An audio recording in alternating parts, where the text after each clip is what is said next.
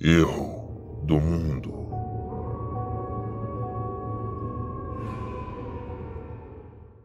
Isenção de responsabilidade de aconselhamento médico. Eu não sou um profissional da saúde, e este vídeo tem somente a função de entreter e educar. Ele não substitui o aconselhamento de um profissional da saúde. Então, se você, ou alguém que você conhece, precisa de informações ou ajuda, consulte um profissional da saúde o quanto antes. Eu não me responsabilizo por quaisquer problemas ou riscos associados ao uso das informações presentes nesse vídeo.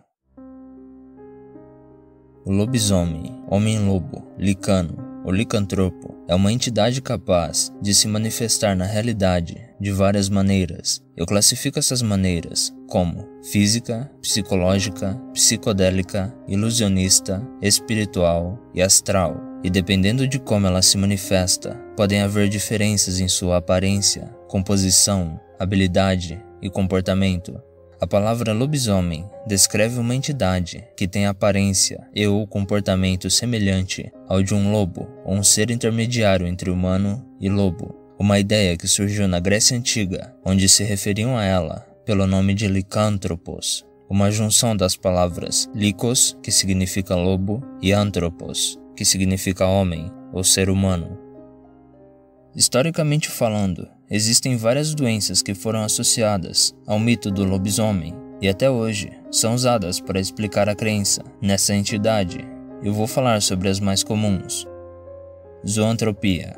A zoantropia é uma forma de delírio ou crença em comum na qual o indivíduo acredita, se comporta ou sente que está se transformando ou já ter se transformado em um animal não humano.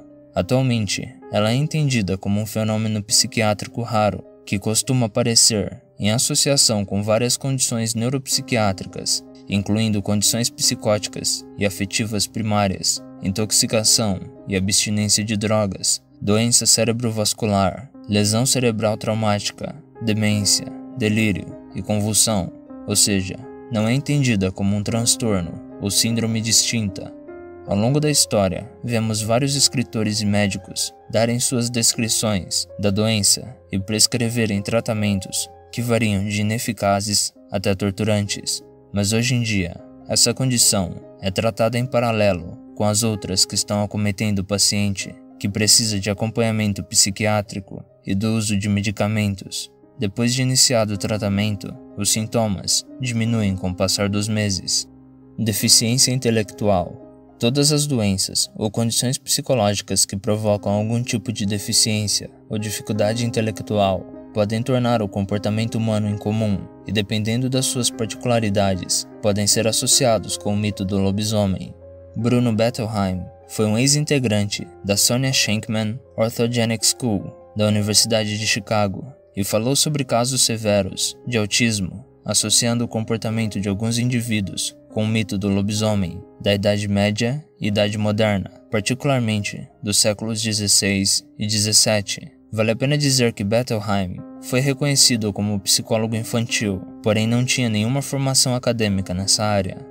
Raiva. A raiva, rábia ou hidrofobia é uma doença infecciosa aguda rara causada por um vírus do gênero Lyssavirus, que acomete mamíferos e é transmitida pela saliva de um animal ou inseto infectado. Ela se caracteriza como uma encefalite progressiva e aguda, com letalidade de aproximadamente 100%. Sendo assim, a vacina contra a raiva é extremamente recomendável para prevenir a infecção.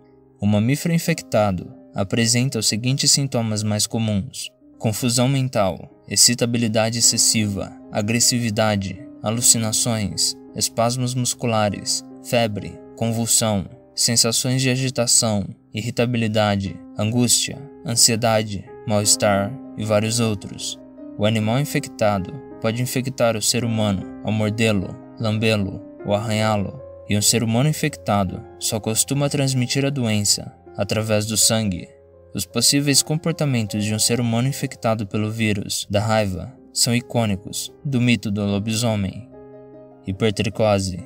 Em 1642, foi publicado o livro Monstrorum Historiacum Paralipomenis Historia Hominium Animalium, escrito pelo naturalista Ulisses Aldrovandus. onde ele documentou o caso de um homem chamado Petrus Gonçalves, que sofria de uma doença caracterizada pelo crescimento excessivo de pelos, que geralmente cobriam 90% do corpo, incluindo o rosto e as mãos. Hoje em dia, ela é chamada de hipertricose terminalis generalizada congênita, mas graças a um retrato de Petrus Gonçalves, que foi encontrado no Palácio de Ambras, na Áustria, Androvandus nomeou Petrus e sua família de família Ambras e sua doença de síndrome de Ambras.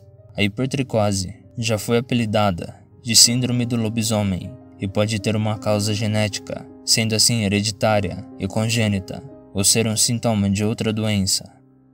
Porfiria. Em 1964, o Dr. Lee Illes publicou o artigo On Porphyria and the Etiology of Werewolves no Journal of the Royal Society of Medicine, onde argumentou que o mito do lobisomem, na verdade, se originou através de uma doença chamada porfiria. Existem vários tipos de porfiria, sendo que os sintomas podem variar de coceira, ansiedade, confusão mental, dores abdominais, constipação, náusea e vômito, até erupções cutâneas, escurecimento da pele, hipertricose, sensibilidade à luz, disfunção do sistema nervoso e várias deformidades físicas, em particular no rosto, dentes, mãos, cartilagens, ossos e medula óssea, além de vários outros sintomas. As pessoas acometidas por essa doença também podem sofrer de delírios leves e outros distúrbios mentais, e embora seja muito rara, Illes argumentou que graças à fotossensibilidade, desfiguração e algumas doenças psicológicas, os sofredores só saíam à noite e tinham um comportamento incomum, o que deu origem ao mito do lobisomem. Além dessas doenças, também temos as crianças selvagens, que descrevem vários casos de crianças sendo encontradas vivendo em meio a animais selvagens e se comportando como eles. A antropofagia, o canibalismo, que é o desejo, o ato de consumir a carne humana, também pode explicar o mito, assim como a sífilis terciária, que foi uma doença muito comum durante a Idade Média e que, se não tratada, depois de 10 a 30 anos da infecção inicial, pode manifestar sintomas de delírios. Essas são as explicações mais comumente aceitas para a origem e difusão do mito do lobisomem. No futuro, eu pretendo falar um pouco mais sobre a zoantropia e a licantropia. Eu espero que você tenha gostado desse vídeo, ou que ele tenha sido útil de alguma maneira. Não se esqueça de deixar o seu gostei, de se inscrever no canal e ativar o sininho para receber notificações. Também deixe o seu comentário. Eu sou o Errado, e esse é o Erro do Mundo. Adeus.